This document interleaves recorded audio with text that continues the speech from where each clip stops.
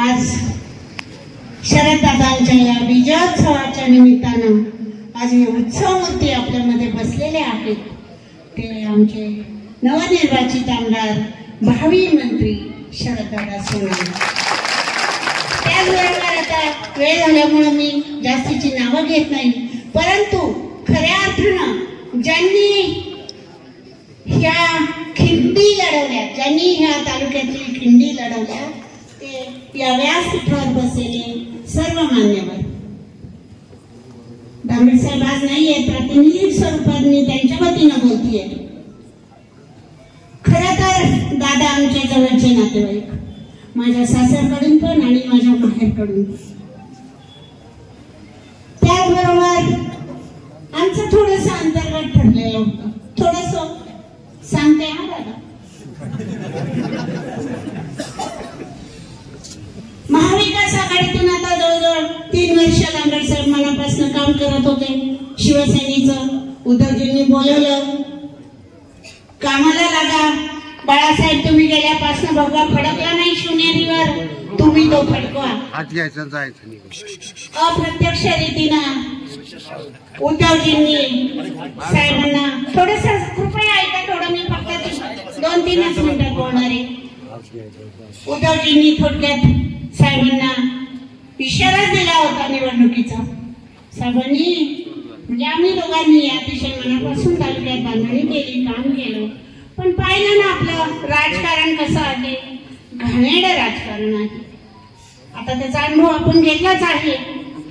शिवसेनेत आम्ही काम करत होतो, पण जे पदाधिकारी आहेत जे खऱ्या अर्थानं मलिदा गँगमध्ये समाविष्ट झालेले आहेत, पाकिटं मिळाली आणि महाआघाडीत समाविष्ट झाले, तोपर्यंत आम्ही निर्धार मेळावे घेतोय।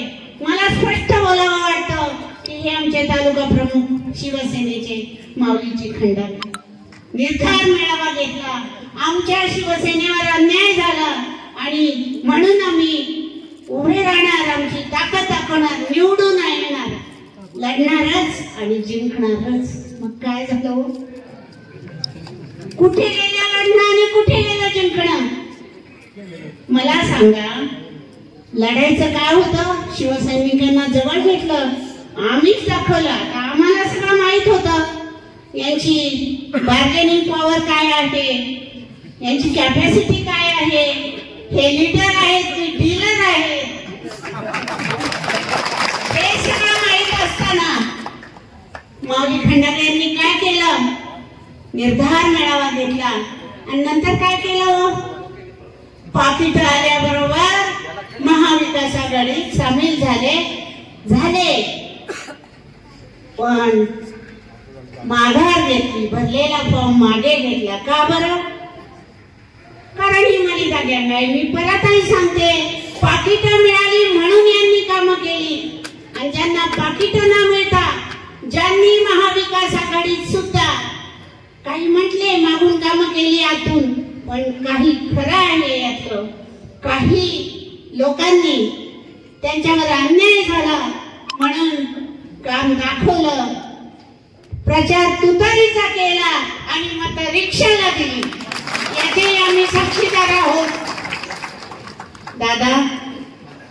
दादांचं आणि बाळासाहेब दामलेंचं हे जीवलग मित्र असल्यामुळे त्यांचं अतूट नातं तर आहेच, परंतु हे मैत्रीचं अतूट नातं आहे। खरं तर साहेबांचं नाव डिक्लेअर होत होतं, शेवटच्या क्षणी हे कोट्याधीश आले।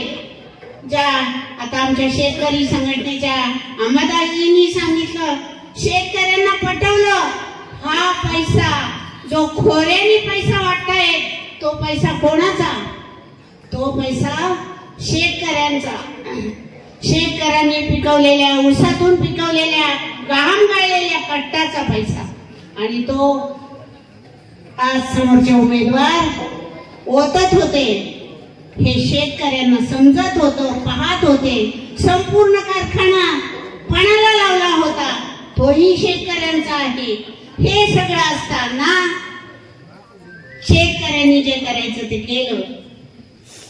दादा उभे राहू की नको त्यांचं चाललं होतं। तीन-चारदा आले, आमच्या निवासाने आले. साहेबांना म्हणले, साहेब तुम्हाला तिकीट नाही मिळत मग मी उभं राहू का? तुम्ही मला सपोर्ट करता का?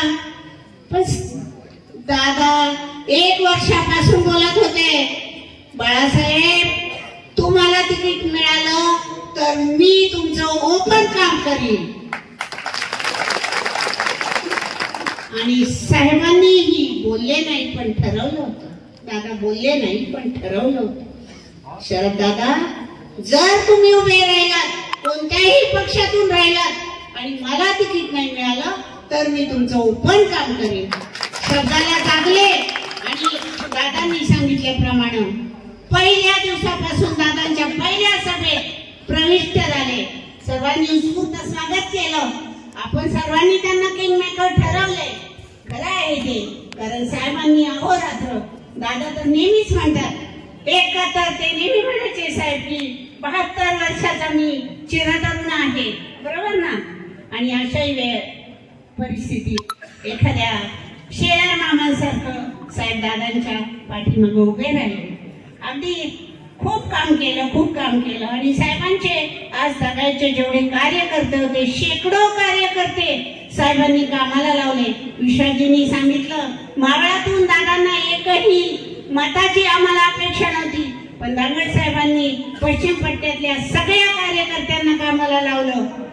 आमच्या निवासांसमोर दादा दररोज 50-50 गाड्या उभ्या होत्या. काय करायचं साहेब? दादाचं काम करायचं. आणि खरोखर कार्यकर्त्यांनी प्रांजळपणे दादांचं काम केलेलं आहे. त्याही कार्यकर्त्यांची कामं आपल्याला करावी लागणार आहेत. तर अशा पद्धतीनं आज दादांचा हा जो इतिहास घडलेला आहे, अपक्ष उमेदवार निवडून येणं म्हणजे हा एक जुन्नर तालुक्यातला पहिला इतिहास घडलेला आहे. आणि